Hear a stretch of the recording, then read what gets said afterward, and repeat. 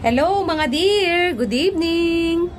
Papakita lang ni Aruray ang garden niya, mini garden niya. Alam niyo ba itong oreganong to? Galing ko lang kay Dear to. Isa lang yan, isang tangkay lang yan.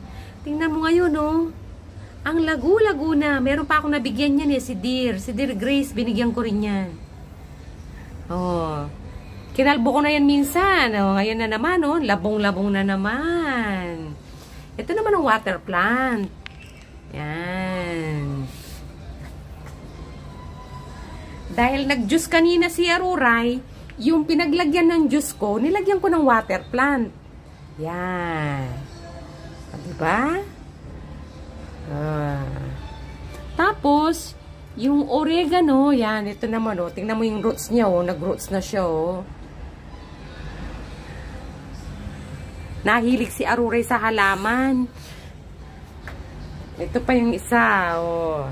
Mga pinaglalagyan ko ng juice, nilalagyan ko ng mga halaman, pinuputol ko dyan sa mga, yan, water plant ko, at saka dito sa oregano ko. Diba? Pag uwi ng Pinas ni Aruray, yan ang magiging hobby niya. Farming.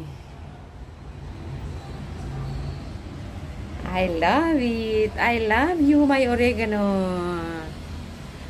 Yan, diba? Masaya-saya ni Aruray, oh, diba, oh. Napag-ugat ko na siya, oh. Ilang araw lang yan. Diba? Masaya-saya ko. Ito yung bagong gawa ko. Kasi kakaiinom ko lang ng juice kanina. Kaya nilagyan ko na naman siya, oh. Ilang araw lang yan, mag-uugat na naman. Saya si Aruray. Ito yung oregano. Walang sayang kay Aruray. Try nyo din mga dear. Bye! Ito naman yung Zanzibar plant ko. Tawag dito ano? Zanzibar gem. Or ZZ plant. Zuzu plant. Yan sila, oh. Yan. Naglagay din ako dito, eh. Ito yung kanina, oh. Yung nag-roots na. Ito yung juice na naman, oh. Another juice. Orange and peach naman to.